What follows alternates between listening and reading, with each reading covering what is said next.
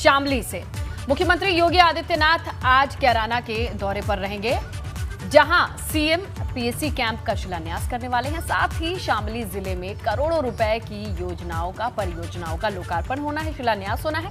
इस दौरान सीएम योगी एक जनसभा को भी संबोधित करेंगे। आपको बता दें, सीएम योगी का कैराना दौरा इसलिए भी अहम है क्योंकि मुख्यमंत्री योगी यहां के पलायन के मुद्दे पर बोलते आए हैं। वहीं मुख्यमंत्री के दौरे को लेकर कैबिनेट मंत्री सुरेश राणा लगातार तैयारियों का जायजा ले रहे हैं। बिल्कुल कौशल, यहां से सीधे सीएम योगी रामपुर के लिए रवाना होंगे। सीएम आजम खान के गढ़ पे जनसभा को संबोधित करेंगे। इसके साथ ही 64 करोड़ की परियोजनाओं का लोकार्पण और शिलान्यास भी होना है। इस दौरान मुख्यमंत्री 20 योजनाओं के लाभार्थियों को सर्टिफिकेट बांटेंगे। लाभार्थियों को मोबाइल, पोषण पोटली, आयुष्मान कार्ड भी सौंपेंगे मुख्यमंत्री योगी आदित्यनाथ। तो देखिए, ये बेहद अहम दौरा है जिसे लेकर तैयारियां पूरी कर ली गई हैं। साथ में ये माना जा रहा है कि पश्चिमी यूपी के ये दो ऐसे गढ़ हैं, और खासकर जो बीड़ा उठाया है, जिस तरीके की कैंपेनिंग चल रही है कि जहां बीजेपी कमजोर रही है या माना जाता है उन सीटों पर फोकस ज्यादा है, वहां पहले पहुंच रहे हैं मुख्यमंत्री। इसी क्रम में शामली, ये कैराना और रामपुर का दौरा बेहद खास रहेगा कौशल। जी बिल्कुल, और तमाम योजनाओं का शिलान्यास भी करेंगे, सौगात भी देंगे। और खासकर पलायन का जो मुद्दा कैराना में मामला सामने आया था, उसको लेकर मुख्यमंत्री कई बार बोल भी चुके थे। और जो पलायन करने वाले जो लोग हैं, जो वापस आए हैं, उनसे मुख्यमंत्री बात भी करेंगे। इस तरह की भी जानकारी है। बिल्कुल, तो वापस जिनकी घर वापसी हुई है पलायन का दंश झेलने के बाद, उनका जीवन कैसा चल रहा है, वो कितने संतुष्ट हैं अपने इस फैसले को लेकर, अपने घर को लेकर, अपने माहौल को लेकर, तो उनसे बातचीत करके उनका फीडबैक भी लेंगे। ये बेहद बड़ा मुद्दा रहा है। एक वक्त जब ये खबर चली थी और जिस तरीके की तस्वीरें आई थी कौशल, उन लोगों की घर वापसी हुई है, तो अब वो कितना सुकून से जी रहे हैं, ये जानने की कोशिश करेंगे। इसके अलावा जो योजनाएं हैं, परियोजनाएं हैं, उस पर तो निगाहें टिकी ही रहेंगी। बिल्कुल, और यही वजह है कि जो गन्ना मंत्री सुरेश राणा, उन्होंने कार्यक्रम का दौरा भी किया है, जायजा लिया है तैयारियों का।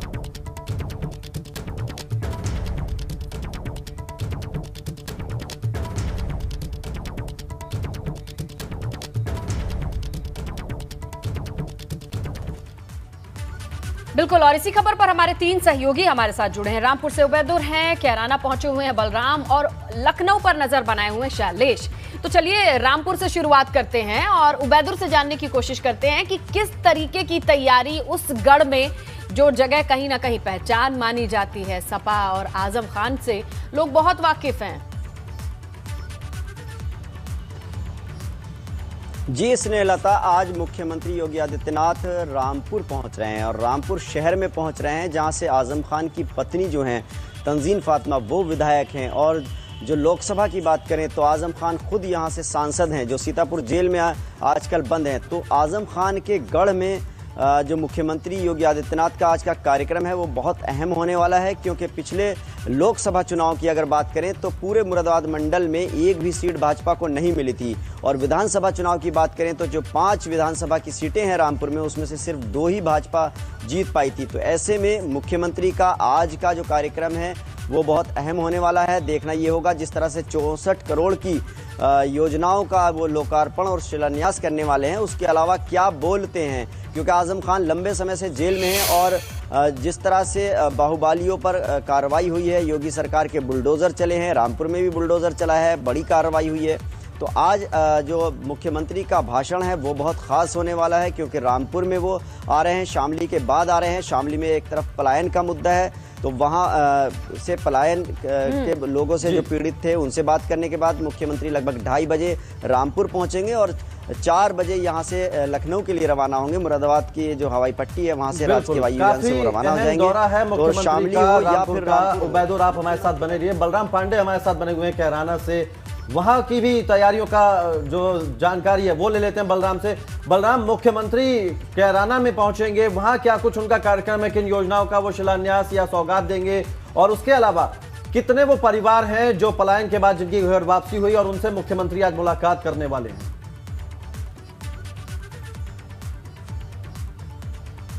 देखिए कौशल, आज कैराना में मुख्यमंत्री अपने कार्यक्रम को संबोधित भी करेंगे और उन परिवारजनों से मिलेंगे जो 2013 में पलायन के लिए मजबूर हुए थे। तो यानी कुल मिला के आज कैराना में मुख्यमंत्री का अहम दौरा माना जा रहा है। आपको बता दें, लगभग 12 बजे मुख्यमंत्री कैराना हेलीपैड पे पहुंचेंगे। उसके बाद सबसे पहले वो उन पीड़ित परिवारों से मिलेंगे जिन्होंने सपा सरकार में पलायन के लिए मजबूर हुए थे और अब वो कहीं ना कहीं राहत की सांस ले रहे हैं। उन परिवारों से मिलकर के उनका दुख दर्द सुनेंगे और उसके बाद जिस तरीके से माफियाओं पर अंकुश लगाया है मुख्यमंत्री ने, और खास तौर से पश्चिमी उत्तर प्रदेश में जिस तरीके से गुंडा और माफियाओं पे कार्रवाई की है, उसको लेकर के भी इस जनसभा में वो बताएंगे कि किस तरीके से पिछली सरकारों में गुंडा माफियाओं का राज था, लेकिन योगी सरकार में उन माफियाओं पर बुलडोजर चले हैं, उन पे कार्रवाई हुई है और पश्चिमी उत्तर प्रदेश के अधिकांश माफिया जो है वो सलाखों के पीछे हैं। ये जो स्ट्रैटेजी है, बात करें तो फिर वो पहुंचेंगे पथिक महाविद्यालय।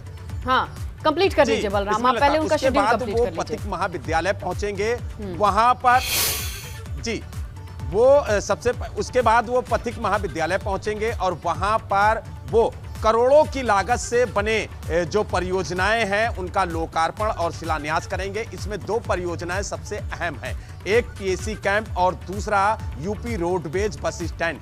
ये दोनों परियोजनाएं आज मुख्यमंत्री सौगात देंगे और इसके अलावा कई परियोजनाओं का भी वो लोकार्पण शिलान्यास करेंगे। इसके बाद वो वहां पर एक बड़ी जनसभा को संबोधित करेंगे और इस जनसभा में पश्चिमी उत्तर प्रदेश की राजनीति किस करवट बदलेगी, बिल्कुल, और इसकी जानकारी हम शैलेश से लेंगे, क्योंकि देखिए ये रणनीति है, ये लखनऊ से तैयार होकर के आती है। कौन सी परियोजना कहाँ देनी है, कितनी देनी है और उस जगह की जरूरत कब पूरी करनी है, ये सारी रणनीति शैलेश गलत नहीं है तो लखनऊ में तैयार हो जाती है, तब ये दौरे तैयार होते हैं और सीएम पहुंचते हैं।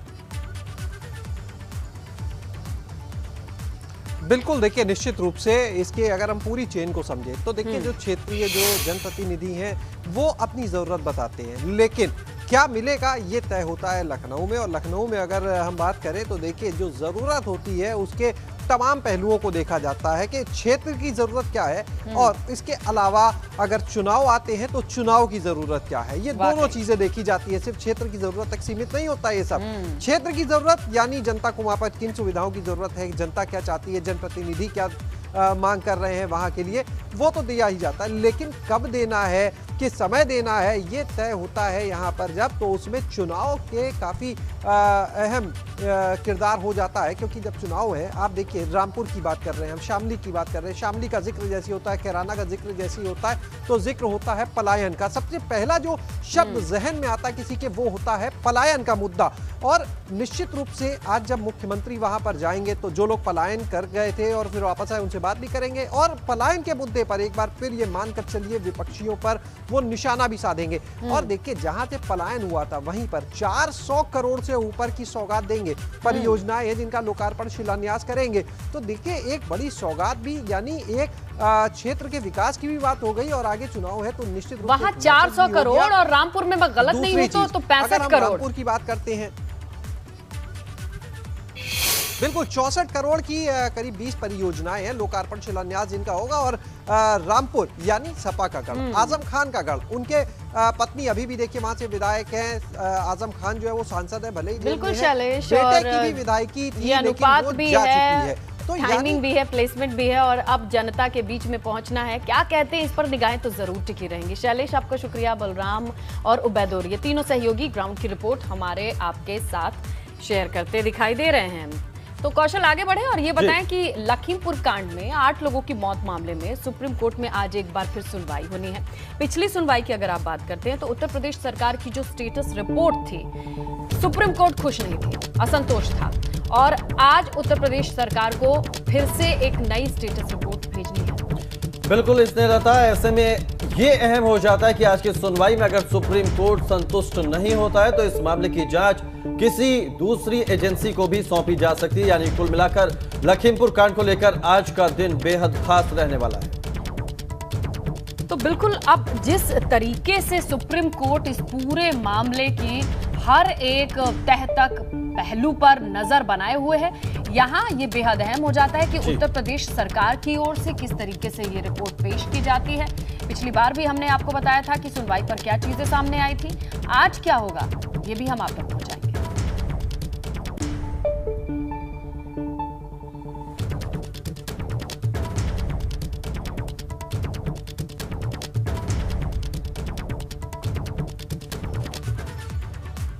बिल्कुल, ये बड़ा मामला है और अब कोर्ट में क्या क्या चीजें होंगी और लखनऊ में उस पर किस तरीके की प्लानिंग है, ये हम समझते हैं। हमारे दो सहयोगी हैं, विवेक हैं लखनऊ से और अविनाश हैं हमारे साथ दिल्ली से। विवेक, इस खबर को बहुत शुरू से फॉलो कर रहे हैं, जब ये कांड, ये प्रकरण सामने आया। विवेक, अभी क्या देख पा रहे हैं आप, क्या लग रहा है आप, किस तरीके से लखनऊ में तैयारी चल रही है? ये स्टेटस रिपोर्ट पिछली बार वाली तो रिजेक्ट हो गई है।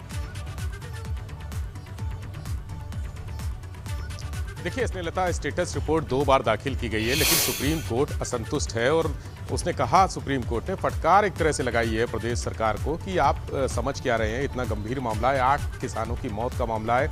जो पिछली स्टेटस रिपोर्ट दाखिल की गई थी उसमें बहुत सतही स्तर पर जानकारियां दी गई थी, इसलिए सुप्रीम कोर्ट ने कहा कि 4 किसान जो मरे हैं उनकी अलग से रिपोर्ट दाखिल होगी और जो बाकी 4 लोग मरे हैं, यानी एक पत्रकार समेत जो भारतीय जनता पार्टी के पक्ष के 3 लोग थे, उनके लिए एक अलग से रिपोर्ट मांगी है। यानी दोनों एफआईआर, 2 एफआईआर हुई थी, इसमें दोनों एफआईआर की अलग अलग स्टेटस रिपोर्ट मांगी है। ये स्टेटस रिपोर्ट आज दाखिल की जाएगी। इसके साथ ही महत्वपूर्ण बात यह है कि इलेक्ट्रॉनिक एविडेंस, जिसके बारे में सुप्रीम कोर्ट ने कहा था कि इलेक्ट्रॉनिक एविडेंस के साक्ष्य जितने भी हैं उनका एक विस्तृत ब्यौरा पेश किया जाए। एविडेंसेस के रूप में कुछ वीडियो मिले थे, लेकिन उनकी टाइम फ्रेमिंग गड़बड़ है। कौन सा वीडियो पहले का है, कौन सा वीडियो बाद का है, ये स्पष्ट नहीं था, इसलिए उसकी फ्रेमिंग के लिए कहा गया। इसके अलावा एक बहुत दुर्लभ फोटो थी जो धुंधली सी मिली है, जो थार जीप का ड्राइवर नजर आ रहा है, जिसको फॉरेंसिक जांच के लिए भेजा गया था, वो भी रिपोर्ट अभी तक नहीं आ पाई है, क्योंकि अभी तक ये कहा जा रहा था कि केंद्रीय गृह राज्य मंत्री का बेटा आशीष वो थार जीप चला रहा था। उनका कहना था कि वो हरिओम चला रहा था, जो उनका ड्राइवर था, जिसकी मौत हो गई थी मारपीट में, उसकी मौत हो गई थी, लेकिन ये स्पष्ट नहीं है कि आखिर कौन चला रहा था थार जीप। अब ये फॉरेंसिक जांच में स्पष्ट होगा और फॉरेंसिक जांच में लेट हो रहा है। जब तक ये रिपोर्ट्स नहीं आ जाएंगी तब तक बहुत ज़्यादा पुलिस के हाथों में जानकारी देने के लिए कुछ नहीं है। गवाह भी जो हैं उसमें से ज़्यादातर गवाहों के अभी बयान नहीं हो पाए हैं। सुप्रीम कोर्ट ने पिछली सुनवाई में जब 28 तारीख को हुई थी, ये कहा था कि गवाहों को सुरक्षा प्रदान की जाए, उनके जल्द से जल्द 164 यानी मजिस्ट्रेट के सामने बयान दर्ज किए जाएं, लेकिन अभी तक बहुत सारे गवाहों के बयान भी नहीं हो पाए हैं।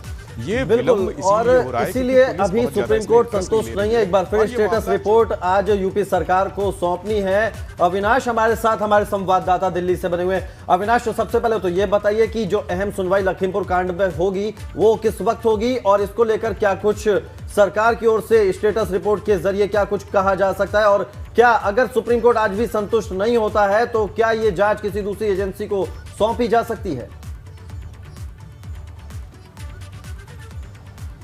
देखिए कौशल, अगर बात करें तो तकरीबन 11 बजे करीब ये सुनवाई होगी, जहां पे चीफ जस्टिस ऑफ इंडिया की बेंच इस पूरे मसले की सुनवाई करेगी। अगर बात करें तो आज उत्तर प्रदेश सरकार को ये स्टेटस रिपोर्ट दाखिल करना है कि अब तक कितने लोगों की गिरफ्तारी हुई है, उनसे क्या कुछ पूछताछ में मामला सामने आया है, कितने गवाहों की गवाही मजिस्ट्रेट के सामने हुई है, और इसके साथ साथ जो तमाम सारे वीडियो बरामद हुए हैं उनमें से कितनों को सही पाया गया है, कितनों की प्रामाणिकता हो पाई है। ये तमाम सारे जवाब आज सुप्रीम कोर्ट में उत्तर प्रदेश सरकार को दाखिल करने होंगे और बताना होगा। क्योंकि अगर बात करें तो जब पहली दफा सुनवाई की थी सुप्रीम कोर्ट ने इस पूरे मसले पर, तभी उसने उत्तर प्रदेश के डीजीपी को यह आदेश दिया था कि जितने भी साक्ष्य मिल रहे हैं और जितने भी डॉक्यूमेंट मिल रहे हैं उनको सुरक्षित रखा जाए, क्योंकि सुप्रीम कोर्ट इसे किसी अन्य जांच एजेंसी को भी ट्रांसफर करने पर विचार कर सकता है। लिहाजा अगर आज उत्तर प्रदेश सरकार के जवाबों से संतुष्ट नहीं होती सुप्रीम कोर्ट, तो हो सकता है कि इस पूरे प्रकरण की जांच किसी अन्य जांच एजेंसी को ट्रांसफर कर दी जाए, और जिस तरीके से इस पूरे प्रकरण में मांग भी की जा रही है। तो अब देखने कि उत्तर प्रदेश सरकार आज क्या कुछ इसमें जवाब दाखिल करती है, क्योंकि जब पिछली जो सुनवाई हुई थी उसमें सुप्रीम कोर्ट ने पूरी तरीके से असंतुष्टि जताई थी। बिल्कुल अविनाश, ये देखना जरूरी होगा कि सुप्रीम कोर्ट बिल्कुल पारदर्शी निष्पक्ष जांच की मांग कर रही है, और सरकार के ऊपर भी ये दबाव है कि ये रिपोर्ट किस तरीके से पेश की जाए। बात अमरोहा की कर लेते हैं, जहां के ब्रज घाट पर 15 किलोमीटर लंबा भीषण जाम लग गया। जाम की वजह से गाड़ियां रेंगती हुई दिखाई दी। 4 घंटे तक भारी जाम लगा रहा और जाम की वजह से कई गाड़ियां आपस में टकरा भी गई। बिल्कुल कौशल, दिल्ली, अमरोहा, मुरादाबाद इस तरफ जाने वाले यात्रियों को बड़ी दिक्कत हुई और ये तस्वीरें जो सामने आई हैं वो बयां करती हैं लंबा जाम। साथ में अब देखिए जैसे जैसे मौसम बदल रहा है सर्दियों के मौसम के साथ, ये माना जा रहा है कि धुंध की भी समस्या बढ़ती जाएगी। ये तस्वीरें आम हो जाएंगी अब। जहां पर ये जाम लगा है, अक्सर यहां पर जाम लगता देखा जाता है सर्दियों के मौसम में। बिल्कुल। और ये 15 किलोमीटर लंबा जाम लगा। और उधर बीती शाम यमुना एक्सप्रेसवे के मथुरा टोल पर गाड़ियों की लंबी लाइन लगी रही। दरअसल नोएडा दिल्ली की ओर लौट रहे यात्रियों की वजह से ये ट्रैफिक का दबाव बढ़ गया। वाहन चालकों को टोल क्रॉस करने के लिए कई घंटे इंतजार करना पड़ा। कौशल, ये है दिल्ली लौटने वाले जो दिवाली के बाद छुट्टियां खत्म हुई हैं वो लोग रुक करते हैं बाई रोड, क्योंकि देखिए ट्रेन फुल चलती है। एनई रेलवे अगर आप देखेंगे तो यूपी बिहार से आने वाली ट्रेन और बस बिल्कुल फुल होती हैं, लोग अपने साधन से निकलते हैं, तो उसकी बानगी ये तस्वीरें।